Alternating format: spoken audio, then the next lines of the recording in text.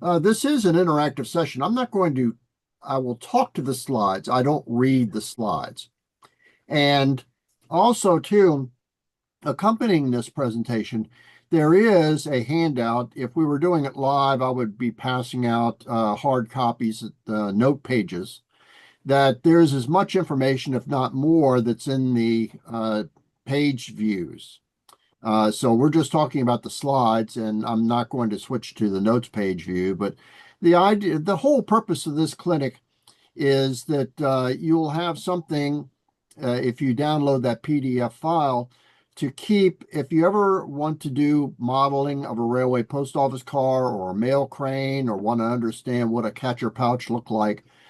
That's all there, all drawings, specifications, and we'll talk about that a little bit more. But it's really intended to be not only today's presentation, but a resource that you can use for the future. And of course, that handout, which Ernie, I think, is going to send to participants as an email attachment or post it someplace, that will be something that can be shared with anybody, anywhere, anytime. Don't need my permission. It's all for the taking. Frank, that was sent to the distribution list earlier this week, so it was sent out, and I will also put it up on our website on our clinic page after the clinic here. Great. Okay. So with that, we'll get into it.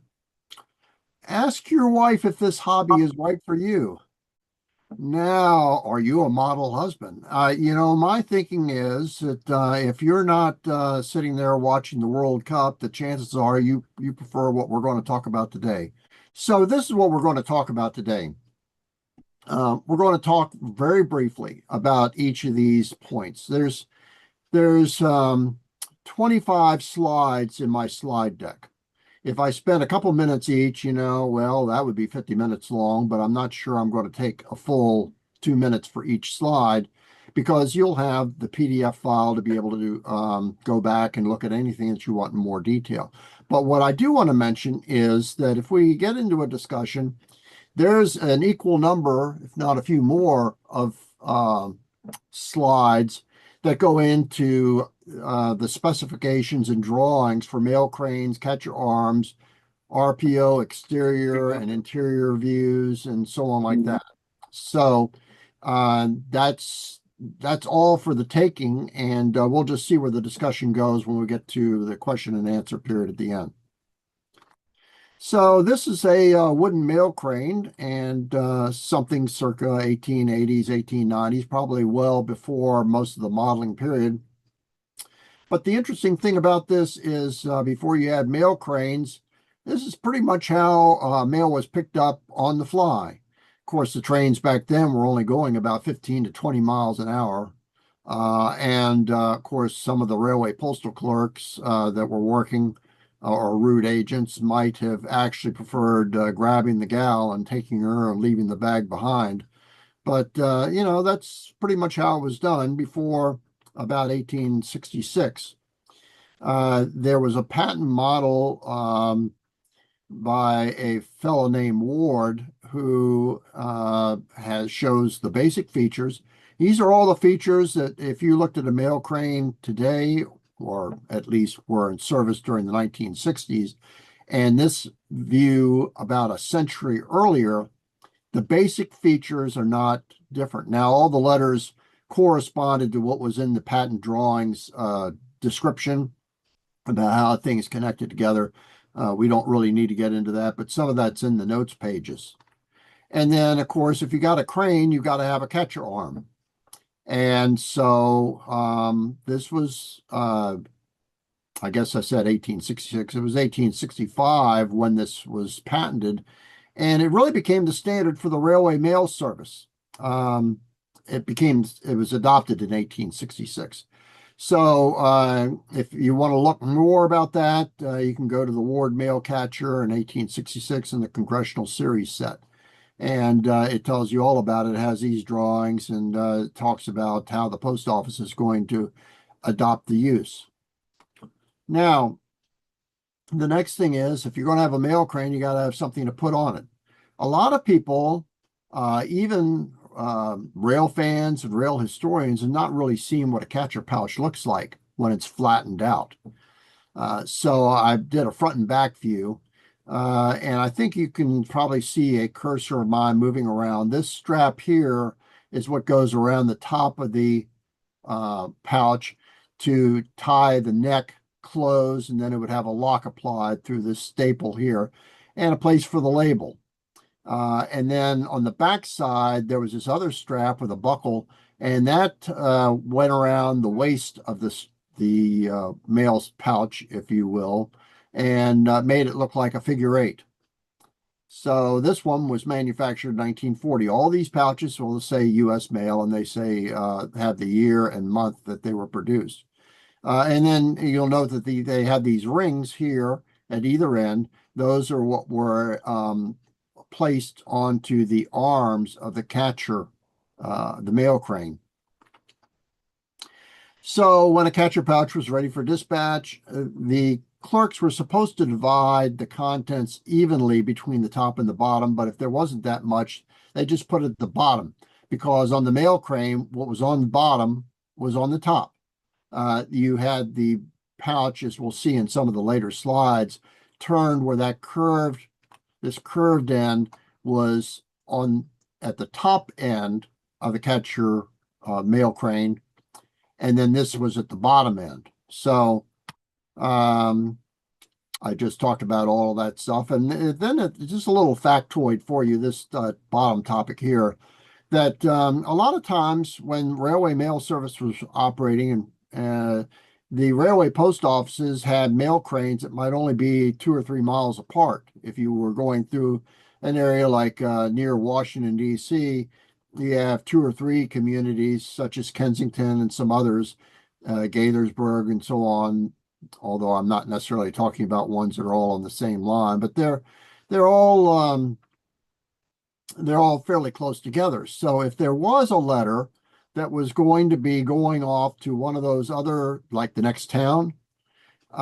they would tie a twine around that for the next town, around the letter or letters, and then they'd leave the twine sticking out of the neck of the pouch so that as soon as it was caught and brought to the pouch table and opened up, they'd see that twine sticking out. They pull those letters out, stick them in the pouch. It's going to be dispatched, and that's how you manage to do things within about 2 or 3 minutes. Now that's really talking about mail service. And this is a drawing here of the catcher pouch. For anybody that really wants to see specifications, that's what this presentation is all about.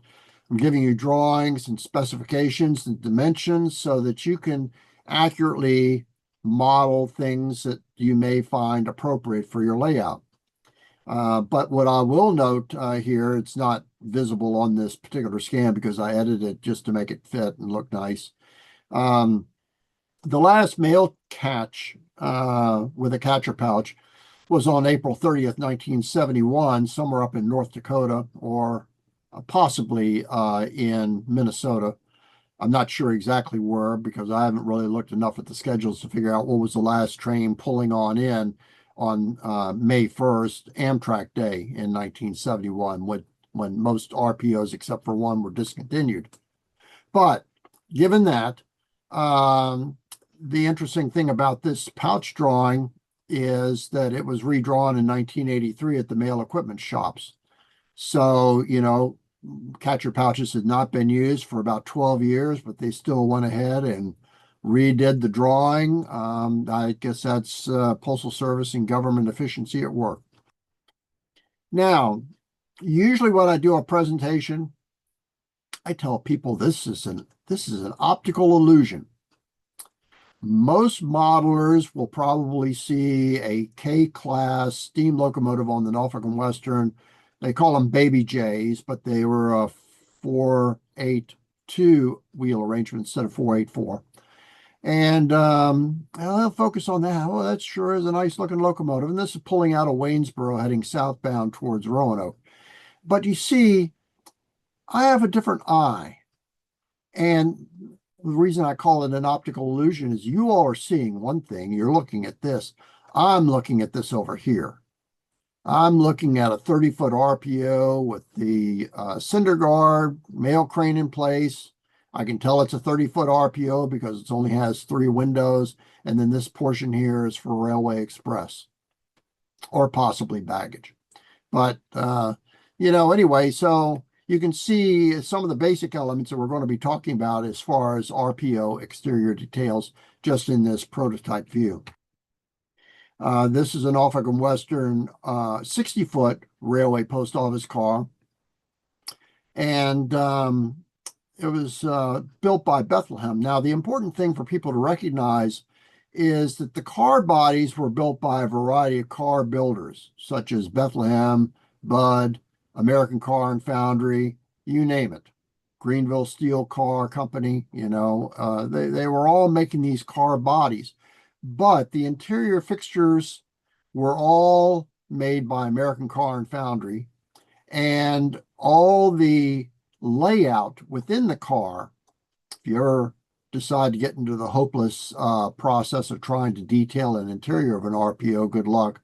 All of those interior fixtures were standardized. They were made by just American Car and Foundry according to Post Office Department plans. But the exterior details, such as the catcher arm, the letter slot, the ladder underneath the door.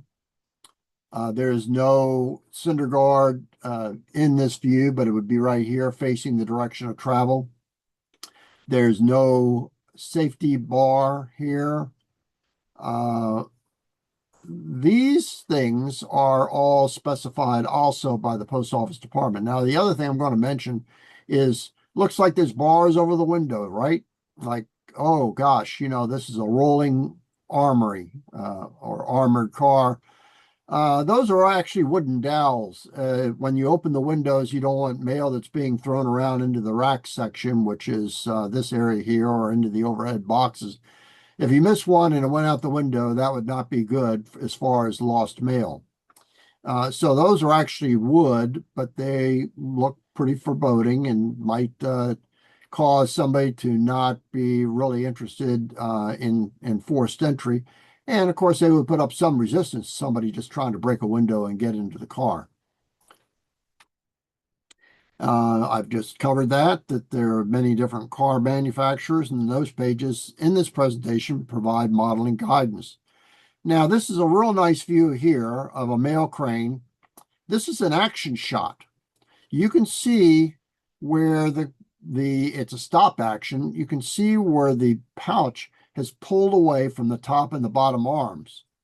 And the clerk is correctly positioned because after they've sighted the mail crane down the track, they turn 180 degrees and put their back up against this radiator that he's standing with. That way, if suddenly the lock fell off the pouch or there was some other problem, he's probably better protected. Now, what he's not wearing is goggles. He should be having goggles. The cinder guard is behind the pouch, so you can't see that. But you can see the letter slot here. For a 15-foot apartment railway post office car, this was the way the lettering appears under the window. The lettering for a railway post office is always under the section where the actual occupancy of the railway post office was. Now, these bars are steel. If it was within a number of feet that's specified in the specifications to the door, then you did have steel bars over here to protect the window there from the pouch flapping around and suddenly hitting the glass. And so as you see, the catcher arm has a crook in it. This gets snagged or collects from this side on in towards the crook. It should flop over. The reason you put all the mail into the bottom of the pouch, if you're not evenly dividing it, it looks like there's some at the top and bottom in this one, is so that it'll flop over and be retained in the catcher arm. And just as a note of trivia, there's a little round piece right here that's rubber, and that's sort of like a shock absorber for the catcher arm. That's probably going beyond whatever you'll do for modeling, but that's all the parts of a catcher arm. We're going to talk about that. There was a fellow who at near the end of steam in the Norfolk and Western decided he was pretty good with flash bulbs, and he liked to do a lot of night photography.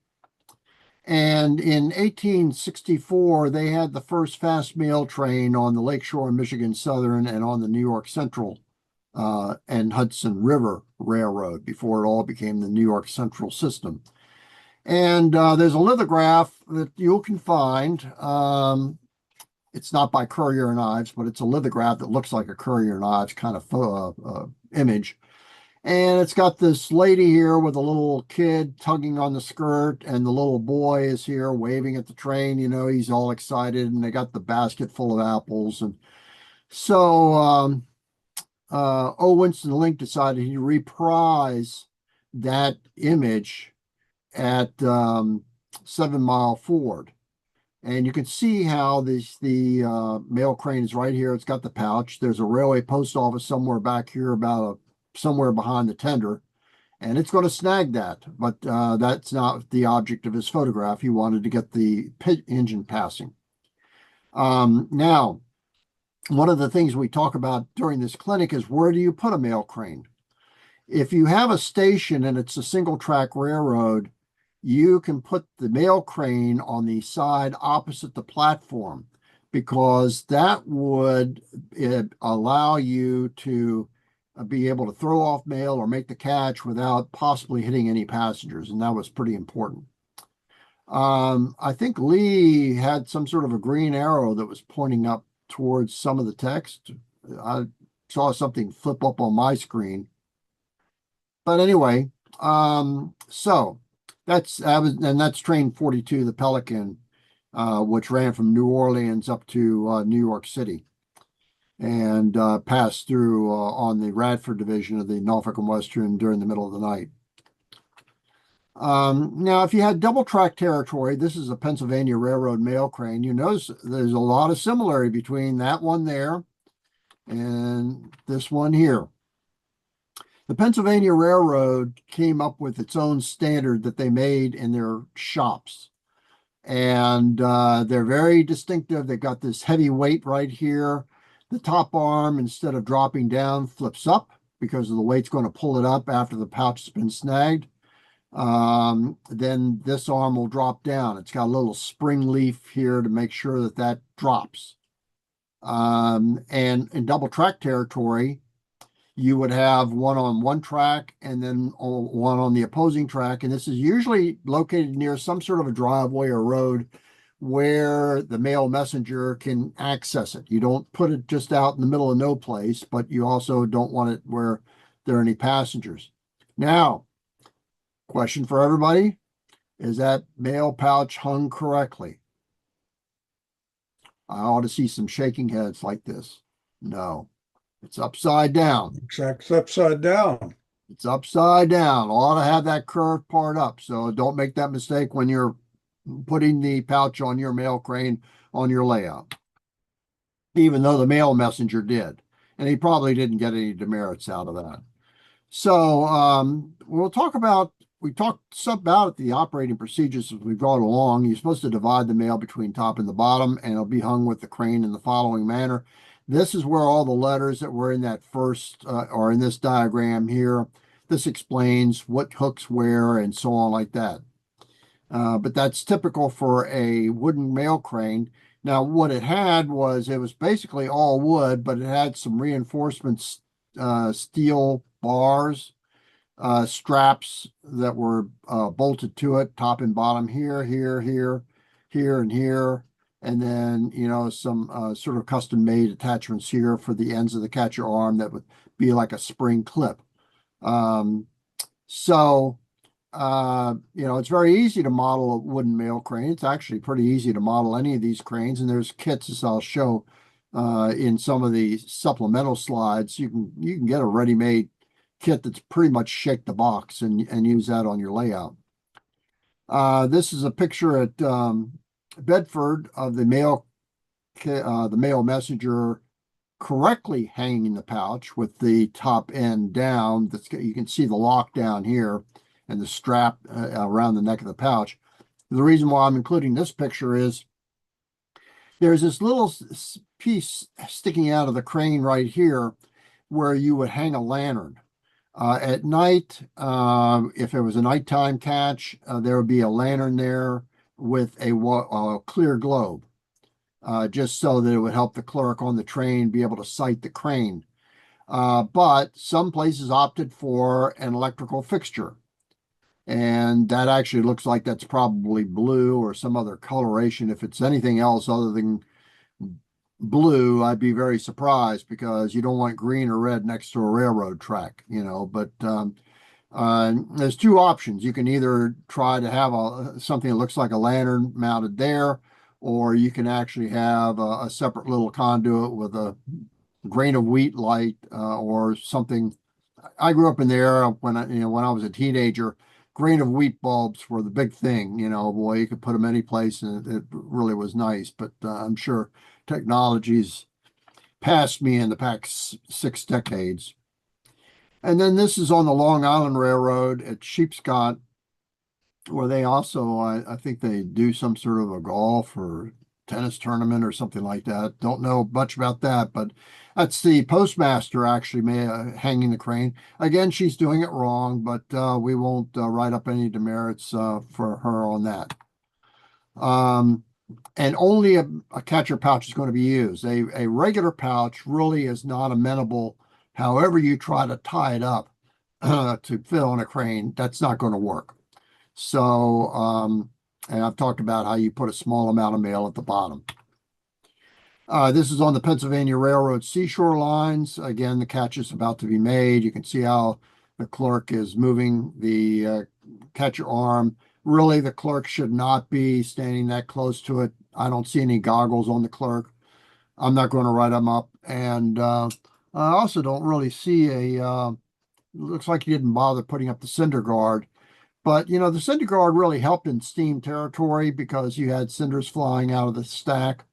Since Pennsylvania seashore lines was electrified or later dieselized, it really wasn't as big a deal. So I guess they figured they could get by without the safety goggles.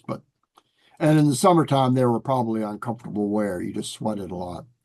Anytime you had defective pouches, they went to a mail equipment shop in Washington, D.C., where they were repaired. Now, you know that the government, and especially the Post Office Department, always had lots of procedures. This is not something you're going to do on your layout, but I just wanted you to see what it is, that these RPOs didn't always make the catch, and sometimes there was a good reason for that. So basically, it was one of these postcards that you circle the reason, and then you send it to the postmaster, who filled out the right side of this as a verification, and then they would send it to the district office of the Railway Mail Service, and they'd decide whether that clerk is going to get demerits. Because if you miss your catch, unless you have a good reason, you're going to get demerits. No getting late to the door. But now, if you had a situation where the catcher struck the pouch but did not retain it, that one there, wind for the engine knocked the pouch off the crane, those two would probably get you out of getting any demerits. I'll tell you a brief story. The railway postal clerk was expected to look at the crane before departing the origin station and making sure that the catcher arm was facing the correct direction for the travel. And of course, you would have had, if there were cranes on both sides of the track along the route, you would have had a mail crane on one door on the left and one door on the right as you're sort of looking forward. So they were expected to look at that. Now, there have been at least one substitute and maybe some regular clerks that, for whatever reason, forgot to do that. They go to the door and they find out that that crane, or that catcher arm, is pointing the wrong way. There's no way you're going to catch a pouch with the catcher arm pointing the wrong way. So anyway, but what you do, first of all, what you do not do is try to lift this 100-pound catcher arm out of the brackets and try to flip it around while the train is moving and there's nothing between you and the door and kingdom come. So you leave it as it is. It's not safe to do that, to try to, if you discover it at the origin terminal, what you do is you have one of the car knockers go through there, then tell them, hey, you forgot to change the catcher arm. And they will do it. They'll grumble, but they'll do it because they're required to. But anyway, so the best thing you can do is just go ahead and for every mail crane that you come to, raise the catcher arm and knock the pouch onto the ground. And you do that one station, and then you do it the next station, and you do it the next station. You're filling out maybe 20 of these cards and sending them to postmasters at each location. The people who worked at the district office used to work as railway postal clerks. They know what's going on. And when they start seeing more than one crane where the catcher struck the pouch but did not retain it, you know, they would not charge demerits because the clerk was making an effort, but they say, you better check the position of the catcher arm better next time before you leave. Now, we're almost done really for the formal part of this clinic. This is a precision scale HO brass RPO car. Looks real pretty. I love brass. Ooh, brass is so nice. I can't afford it. But precision scale does a real nice job. And there's some things that are wrong with this precision scale model. It's a 30-foot RPO. And there's some things missing. Now, I was focusing on the exterior details of the railway post office. Anybody who's observant is going to say, oh, there's no drawbar and coupler, and there's no steam line. Yeah, you're right. Okay, but that's not what I'm focusing on. Anybody want to come off mute and tell me any of the things that they see might be wrong with this particular model? I don't see any bars on the window. Okay, right. That's number one. And these are in your notes pages, the answers. So if you've looked at your note pages, you've got the cheat sheet. You know, if you were in college, you had the fraternity file for all the exams, so that you pass. Okay, that's one. Anybody else see anything else? Yeah, mail slot is not in the correct position. That's right. This mail slot right here, it's under a window. There's a sack rack here. The letter slot is always underneath the edge of a table, distributing table. So you're correct. Very good. I'm glad you found that. Anybody else come up with anything else? It's a long catcher arm.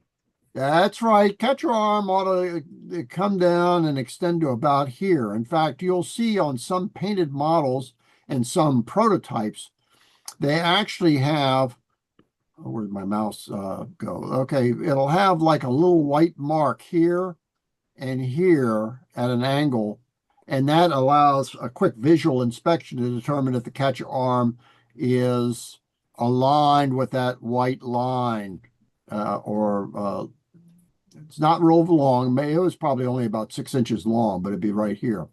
And so that catcher arm it's extending within the doorway. Now, also too, I didn't put it in the notes, there's no handrails. You don't have handrails in an RPO door. You do have the steps. The steps should be the correct width of that. But at least I don't think they're handrails. I better watch my step because I'm talking to people who probably could know more than I do.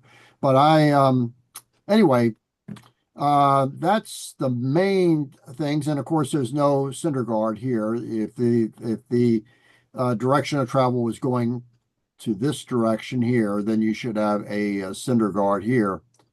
And so that's pretty much it.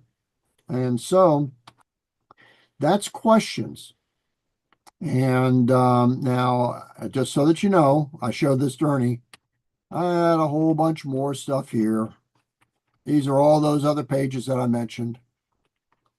We can talk if we get into a specific thing, specific aspect, we can talk about maybe some of these in detail. And I really should look to see. Yeah, I take it back. Yes, there are handrails there.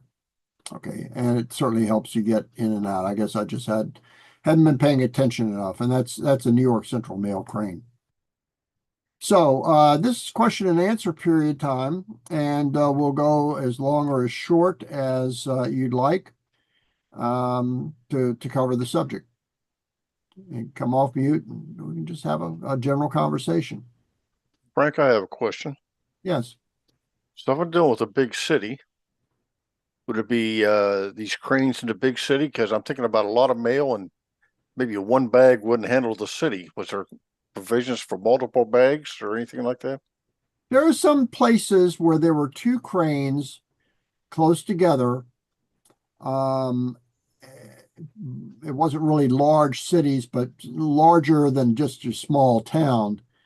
And did have two cranes. And they were, the way that would work is you'd actually have two catcher arms on the car if the crew knew that they were going to be doing that.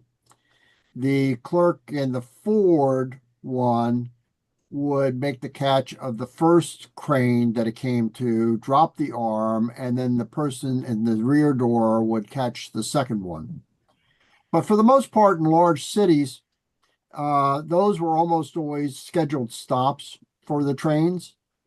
And so that's where you had the baggage cart or mail cart or express cart, whatever you prefer to call it. But if it's loaded with mail, it really ought to be called the mail cart. Usually a four-wheel cart. Sometimes it's just a two-wheel burro.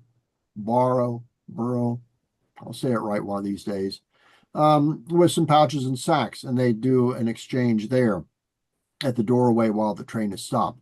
So you do not find mail cranes in areas of large cities.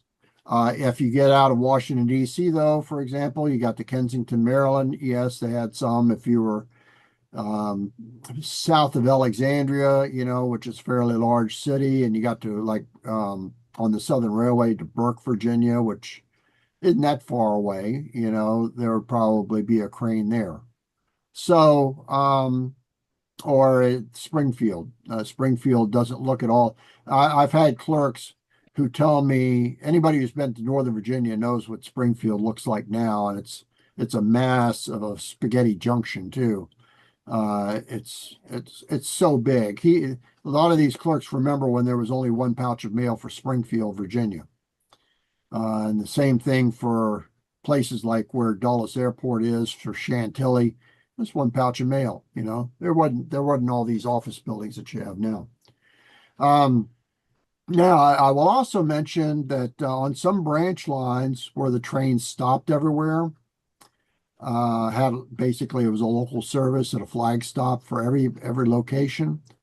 That a lot of times there were no mail cranes, and you're also not going to see a catcher arm mounted on the sides of the railway post office apartment because they did all their exchanges. If you ever look at, for example, the Abington branch on the Norfolk and Western, or the Manassas, the Harrisonburg branch out of Manassas, did have some stations with just cranes, but for some of the real short line ones, like the Warrenton branch from Calverton to Warrenton, you have Meats and Arlington. There were no mail cranes there. They were flag stops to shelters, and if there was any mail to be put on or taken off, the train just stopped.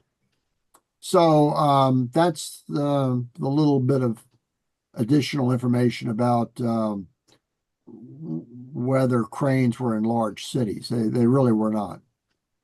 Okay, and the other night you were talking about the mailbox on the side of the train, the letterbox. Yes. And I was talking about I wouldn't see somebody trying to shove something in the letterbox with the train going 35 miles an hour. But you said that'd be used as stops. It was only in use when the RPO would come to a stop during station stops. And a person who's waiting on the platform, and some people actually did this, would go ahead and deposit a letter right here. They didn't have to bang on the door like I did after they sealed up some of these boxes, but you just slide your letter. Now it says letter. You're not going to put a large flat envelope. You're not going to put a parcel through there. You're not going to put a registered package in there. No, just a letter. It's purposely got a very small slot. And so just so that you see what I was, why there's never a chute underneath the window, you got this rack here, or a rack section that looks like this underneath the window. This is the distributing table, and you've got the distribution boxes here. This is a floor plan. So the outside, the letter slot is here. There's a chute that goes down to the floor to a little tray right here, so that the clerk will visually see the letter's been slid into the car, and they'll postmark it, and then it's on its journey. Now, just one other little trivia point about this is occasionally, if you were collecting railway post office postmarks or that sort of thing, you might find a letter that was written on a train with the train stationery, because a lot of trains did have named train stationery and a little writing desk, and people could pen notes. The conductor may have had postage stamps, but the railway postal clerk that was in charge did carry first class stamps that if you banged on the door and you needed a stamp during a station stop, they'd sell you a 3-cent stamp if that was what you needed. So a lot of times a passenger might write a letter and the conductor would sell a stamp at face value. I don't think they were trying to get rich on the first class stamp sales, if they had any. But then, or if the passenger didn't bring some along, a lot of passengers back then used to carry stuff like that in their purse or wallet. So you would give it to the car. If you were in a sleeping car, you give it to the Pullman porter. You could give it to the car attendant if you were in a coach. And where there was sufficient time at a station somewhere en route, usually, any time that you had dwell time of about 10 or 15 minutes, there was enough time for that person to get off the train and walk up to the railway post office car and slide it into the letterbox. The other thing they might do is if that was too far to walk, because a lot of times the sleeping cars at the back of the train, the coaches are up front, the railway post office is up by the tender or right behind the locomotives. It could be a long walk. If there happened to be a depot letter box, some of those were pulled by the railway postal clerks. They call tapping the box, and they might just put it in there. It might actually not be postmarked on the train that they traveled on, but it was one of those two ways. So you could actually write a letter on the train, get it mailed, and it would get there. I won't say that it often occurred that the letter got there before the passenger did, but there are some instances where it did, if the passenger did like a layover someplace. Other questions? Frank, with the bags or the sacks inside RPOs, were they all the same size? Were they all number 3s? No, they were not. And I don't have a good interior view because I didn't include that really for the presentation. But no, they had, first of all, let's talk about what things are. This is a pouch. Right. Okay. Now a regular letter pouch is number 1, 2, and 3, and it had this. Well, it's better this one here. Had this leather strap. If you looked at number 1, number 2, number 3 pouch, it would look just like this. Have a few more grommets here, and then it'd have a flat end. Flat end, right. And then there were sacks. Number 1, number 2, number 3 sacks that varied in size. So in a railway post office car, you had these, the catcher pouches. You had sacks for newspapers or under other bundled kinds of publications like Life magazine, or large flats that wouldn't fit into the letter case or anything like that. They go into sacks, and the sacks were not necessarily locked. Any first class mail or registered mail was handled in the pouches, and they were secured by a lock. And if it was a registered mail, it either be secured by a special kind of lock that recorded every time that it was opened, or it was put into a pouch with with a different kind of, with the standard pouch lock on the outside, but the registered letter was with a rotary lock, as they called them, a brass lock. Now was put inside of this pouch, so you might find a pouch in a pouch. Okay. And that could be true for a catcher pouch too. So when they would heave a bag out after they, well, simultaneously, I guess, with catching a pouch, they would it be the same person with the catcher arm with his other hand tossing the bag out the door onto the platform? Yeah, same person. There's a now I want to show you something right here. This right here, other than looking at Oni. There's a DVD that the Railway Mail Service Library has that has 3 videos on it, 2 of which are railway mail videos. The Men in Mail in Transit is a training video. It's 28 minutes long. Shows everything that goes on in a railway post office car. Then Mail in Motion also talks about what they do at airmail fields and highway post offices, and then a little clip about what they did in railway post offices. Either one of those, they demonstrate from the inside what the catch looked like. Okay. And now somebody bought the DVD and they decided they'd take the recordings off of it and put it on YouTube. And so Railway Mail Service Library doesn't get any money out of that. But if you write down Men in Mail in Transit or Mail in Motion, but probably Men in Mail in Transit is the better one, and you go to YouTube, there's at least 3 or 4 recordings on there on YouTube that you can watch for free.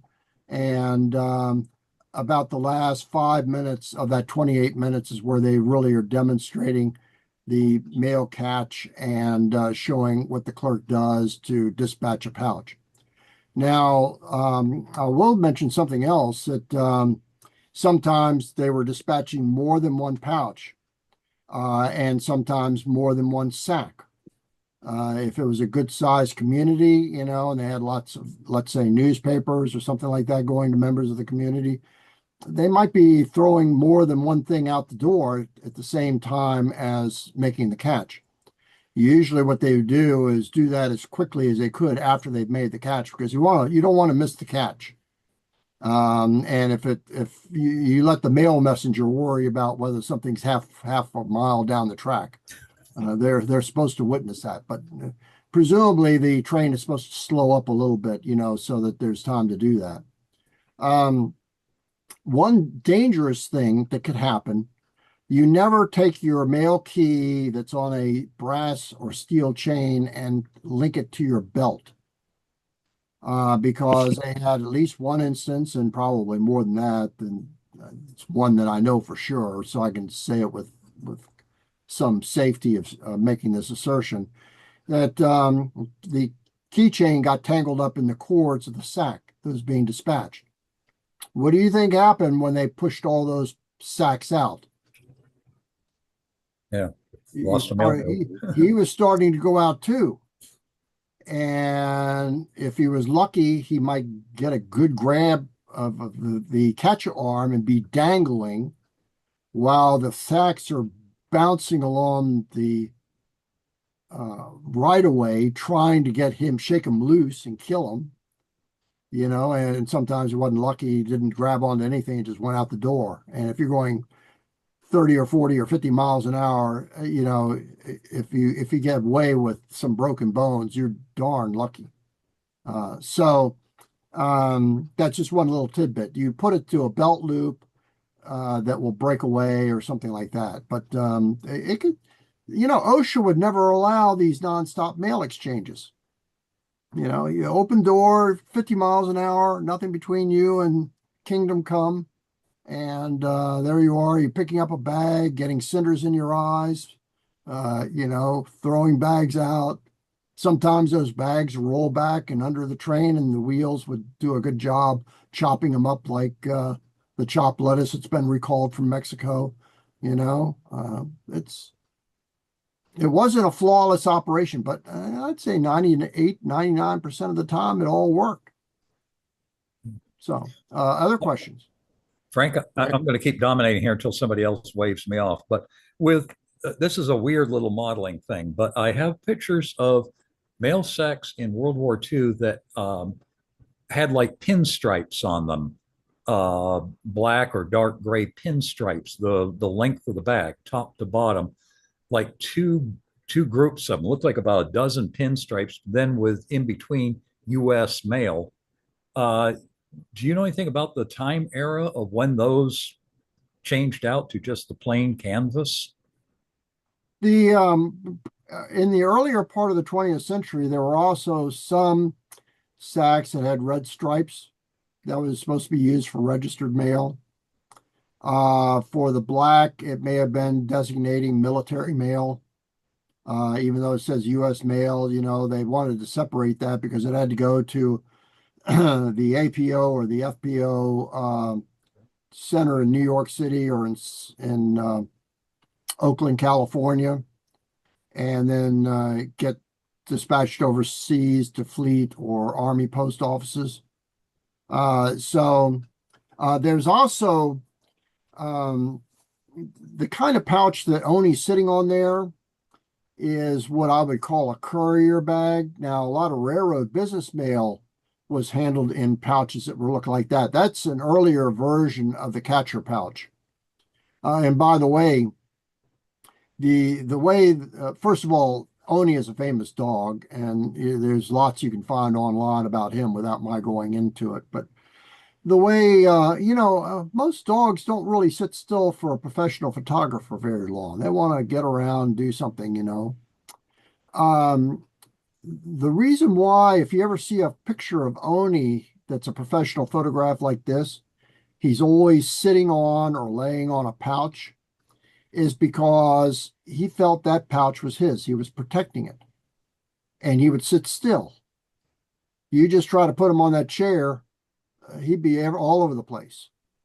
But you put the pouch there, he'd hop up on it and he'd protect the pouch.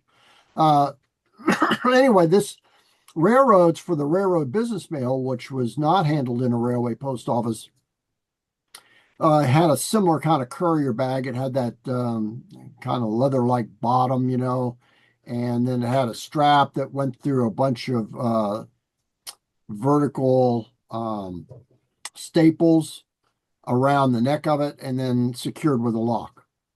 I think I've seen some military mail bags. I don't know if they were for couriers or for, General Patton or General Marshall weren't going around just sending their letters in by U.S. mail. They were going into a secure pouch with a special lock that, even though it may have moved within a railway post office or through the post office, could not be unlocked by postal clerks.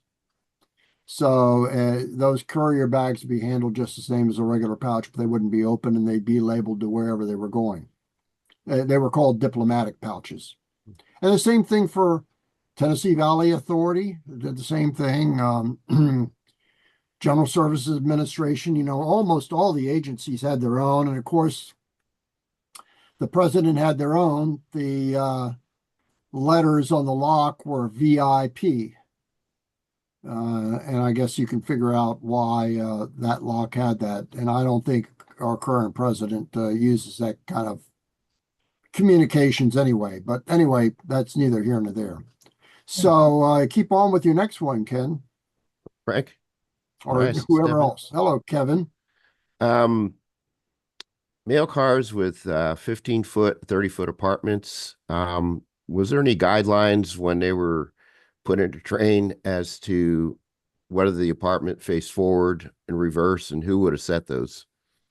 Okay, the only real desire, let me just get back to this one here where the guy's standing there. You can't tell here whether he is next to the locomotive, but if you had a preference, the other end of this car was express or it would be express. A baggage car. The clue for a baggage car is that it's always next to the coach so that the baggage master can enter from the coach section into the car. Okay. So you don't really isolate, I won't say never, but you seldom isolated the baggage master from the rest of the train if they were needed. So this could have been an unoccupied or an occupied express end here, but the locomotive is somewhere in front of that. The only real guidance was if there was storage mail cars or other express cars in the consist, to put those ahead of the railway post office cars, so if there was an accident or collision, that the railway post office car was a little better protected, being back towards a little bit further back from the locomotive. Yeah. As far as what direction it faced, it really did not matter because, and I'll tell you why, other than trying to put something as an additional cushion between the locomotive and the car, where the railway postal clerk was. If you had a branch line, and you had a lot of those in coal fields and other places, all over the place, usually there was not a place. There may have been a Y, or in rare cases, a turntable to turn the engine. But in most cases, the train consist, when it went out, the engine ran around it, and the cars were basically in reverse order. So this car, if it was near the front end, might be at the back end of that train and still in the same direction that it is. And the trouble is, well, you're not turning the whole train. So the catcher arm probably was properly aligned, but in case there was a place where they somehow turned the train or it went onto a branch line and around a Y, then that could be problematic for the clerk to make sure that the catcher arm, if there were catches to be made, to turn it. So no, there was no guidance about whether the distribution case was at one end of the car or the other as the direction of travel went. Now, I will tell you something. If you had two railway post office cars together, two 60-foot cars, they usually did that where the letter ends were adjoining. So the reason for that is you had a general foreman, that there was a clerk in charge for each of the cars, and then a general foreman, it may be one of the clerks in charge, that was responsible for both cars together for filling out a total trip report for the crews on both cars. They would do the letter ends adjoining because it was much easier for that clerk in charge to go between the cars rather than having to wade through, the sack section. So if you ever do, and I sure hope somebody does a 120-foot authorization for a railway post office car, is like a fast mail train, where it had that, then letter ends are adjoining. Now, there was no solution if you had a really big mail train where it had three 60-foot RPOs, 180 feet. One of the other ends is going to be away from, you're going to have to walk through the sacks, sack end. So anyway, that's probably a long narrative that no, it really didn't make any difference what direction it was unless you were putting two cars together. I will say that there were instances when sometimes railroads did not have a 60-foot car available. They were required to provide 60 feet of space for the crew. Yeah. They could do in a short, one time only, or maybe two times only, while the 60-foot car was in the shop, they could take two 30-foot cars and put them together so that the RPO apartments were adjoining so that you could walk through the indoor from one to the other. Clerks absolutely hated that. because, you had everything split. You had half of the sacks work being done in one car and half of it being done in the other car. Half of the letter distribution was being done in one car and half in the other. But the railroads met their obligation providing 60 foot of space. But if that happened very often, the district office would be getting after the railroad for saying to get the car fixed. Mhm. There. Thank you. You're welcome. Frank, I've got another question. Yes. You've been talking about a crew. What would be a crew on a car? For a 15-foot car, which this one is, one window, you're looking at the crew. For a 30-foot apartment car, it's probably 2 or 3 clerks. For a 60-foot car, it's anywhere from 6 clerks to 10, usually, depending upon how much mail. Now, there were some situations where, let's say this particular railway post office car that's shown here was operating, let's say it was going out of New York City and it was going out to Far Rockaway. I'm just sort of making that up, but Jamaica and Babylon, and those are all pretty busy places. You might have a helper that goes out on part of the run, and then at some point intermediate where it can catch the train coming back, a different person, different train coming back, but be the helper for the inbound going back into the major city. You might have a second person in the car. And they did that with the 30-foot cars as well. Not so much 60-foot cars, pretty much the full crew ran the full distance. But like we've all said, never say never. I can't rule out that there might not have been some helper runs on a particular route. Excuse me.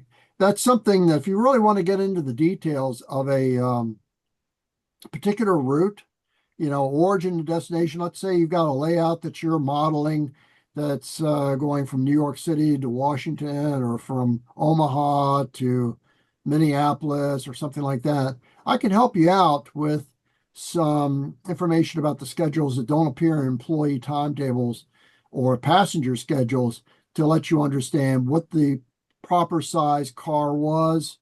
And it won't tell you what class of the car was according to the railroad.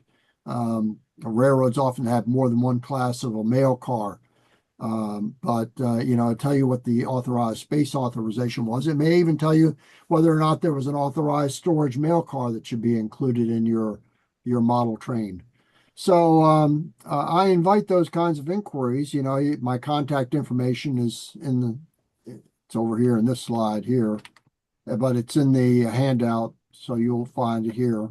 Just send me a note and I'll do what I can to try to help you out. Any other questions?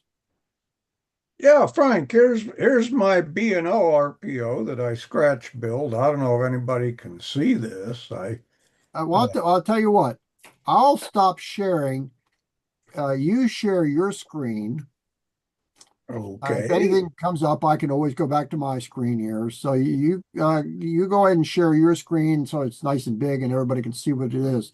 And Tom is a B&O aficionado, and he especially, I guess, you like the Cumberland to Grafton line that's been ripped up too. So Yeah. This ain't sharing very well, so you gotta what it's doing is I'm not sure what you got to do to press the button so that we're seeing your yeah, I view push of share. That's okay. I'll hold it up to the camera here. I scratch built this RPO. This is a B&O class H7 RPO, and it's a 70-foot car. And one of the very first steel RPOs ever made. And it's got a complete interior. The clerk is ready to catch the pouch. Here's the mail crane from standard B&O plans. And if everything works right, that will actually pick up the mail. So I entered that in the uh, uh, scratch-built passenger car category of the at the NMRA National Convention here in Dallas 3 years ago, and it won first place. I'm very proud of that. I think you should be. Okay. Does anybody else have any other questions? Yeah, Frank, in one of your slides, you talked about it when you were showing the picture of the little card that they would have to fill out if they messed up and couldn't catch a bag. One of them was that the engineer failed to provide the signal. So I'm assuming, let's say it's a steam locomotive or diesel. What was the signal that they? How many toots, long, short? Do you know what that signal would be? Yeah, it was one long. One long. Okay. Yeah, sure. Well, Yeah, it's that's all it was. I didn't get into that detail, but yes, it's one long, and the video will demonstrate that. The video that's Men in Mail in Transit was shot on the Baltimore and Ohio, which always warms Tom Greco's heart. So they show a catch being done at Kensington, and they show the engineer in I don't know if it's an E or F locomotive, but whatever it is, guess it's an E. Was just pulling on the horn cord and sounding it, and you just get whether it was steam engine whistle or horn. My understanding was a long horn was also done when not necessarily if there was a mail crane there, but on approach to a station just to warn passengers that the train was approaching. And of course, they turn on the bell to as well, I think. But that was the signal, just one sound of the horn. So if you want to simulate that with your um, engine sounds, that when you're getting close to a station, you're blowing the whistle or horn for your model, that it's making one long sound to coincide with approaching a station. and this is an interior detail question about the clerks themselves. I've seen many photos where it shows how crowded those RPOs are. And it was interesting, you would see a nice revolver strapped on the hip of one of the clerks. Did all of them carry firearms, or was it just the one in charge? All clerks carried firearms. That's also covered in the video. And usually it was a Colt Banker Special, a 38 caliber, 2-inch barrel. They were the preponderant one. There was some Smith & Wesson, there were some Harrington and Richardson pistols out there too, but the Colt was probably had 95% of it, of the firearms carried by railway postal clerks. So that survived until the mid-1960s. And I don't have the order that changed it, but basically they said the post office department made the decision that if you were working the doors for bringing mail in or putting mail out of the car, or you were the clerk in charge, or you were the registered mail clerk, you were still required to carry a firearm. Everybody else did not have to carry a firearm. But yes, they were all armed, and I've got lots of photographs of clerks with the pistol visible. I've got pictures of the pistols. I collect those pistols. So, you want more detail about that, I can show you. There was a clerk in St. Paul, Minnesota, that wrote an article called Gunplay at the Mail Car. And incidentally, he had some pictures of the railway postal clerks with the firearms strapped to their hip while they were working at the letter case. Yes, the cars are very crowded. When you had both the racks down on either side of the interior of the car, and then a distributing table in front of that, and you had something that was about an 18-inch corridor to move down from one end to the other. It was tight quarters. It was basically enough room to stand. That, as I mentioned a while ago, if they had a situation where a clerk had to go from one car to the next or walk through the sack section, it was very difficult because then you got the almost like musical chairs where people have to move out of the way so the guy can get by, because there's not a passing siding, if you will, within the car for two-way traffic. And most of these clerks stood the whole way. Only the registered mail clerk had a stool that they did their reports on, handling registered mail. Sometimes the clerk in charge would use it to fill out the trip reports, but pretty much everybody was standing the whole trip. And that might be 400 miles, They might sit down on a ledge or stretch out a sack or do something or sit on a table briefly for lunch, their lunch break, whenever they could get up on the mail and have time to eat. But they were standing pretty much the whole time. Any other questions? All right. Well, Ernie, I think we've reached the end of the line, and I appreciate everybody who's attended. You know where to find me. Just look at this slide here. Jot down a note if you want, or it's in your handout that Ernie's posted to the website and sent to everybody. And if you have any questions about railway post offices, now you know where to go. And I hope that someday I'll be able to look at a layout that one of you all has, and oh man, look at that mail train going around. Hey, you got a mail crane over there. That looks pretty good. I like that. That's what makes me happy. Frank, So you with have any that- regular hours at the library? It's irregular hours. It's by appointment primarily because Boyce, Virginia is not really a big burg. It's got about 500 people who live there. I will mention something I mentioned to Ernie, that there's a fellow named Jim Brewer who had a very sizable layout in his basement that replicated the portion of the Norfolk and Western Shenandoah Division between Front Royal and Waynesboro, Virginia. And a model railroad club, there's a replica of a B&O station being built at Middletown, Virginia. And with the front part of the depot looks like a depot, and it's not near the track, it's away from the track. But the front part of the depot looks like a depot. The back part is an enlarged space that's suitable for a layout. And so I guess some volunteers are going to go in and carve up that layout. I don't think that, from what I see from that photograph, that it's big enough to accommodate the whole layout, but at least it's being preserved. And some portions of the track work and certainly all the handcrafted models will be included. I mean, I for anybody who's ever been around Front Royal, Virginia in 30 years ago, the American Viscose was there. They made rayon. And I mean, that place was big, and it looked like, well, it was basically a chemical factory.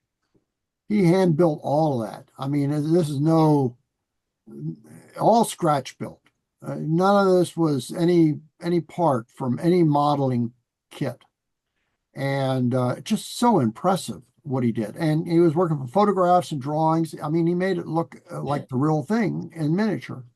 So I'm very, very pleased that it's been saved. So if you all are in, well, obviously, if you're in the Potomac chapter of the NMRA, you're not too far away, but right down Middletown, Virginia, and try to see that layout when it's been moved. Or if you all personally know Jim Brewer, I was really going to suggest to Ernie Little that maybe the Potomac chapter schedule a visit to that layout before it gets moved, just so that you can see how it is. I mean, there's nothing like a modeler to appreciate another modeler's work, and it's just so impressive.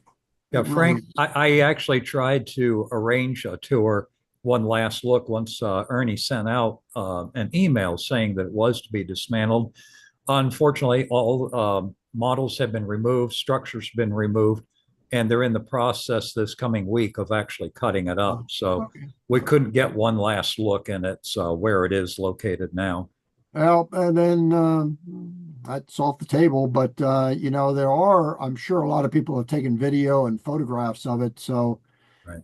it'd be very interesting to see how it's reassembled down in Middletown. And maybe you all can get the first look down at Middletown, Virginia. That's not very far, really. And if you do, you can walk by Boys Depot. But originally the question was that, are there regular hours at the library? No. Boys is fairly small. Most of the inquiries are done by email or done by Zoom meetings.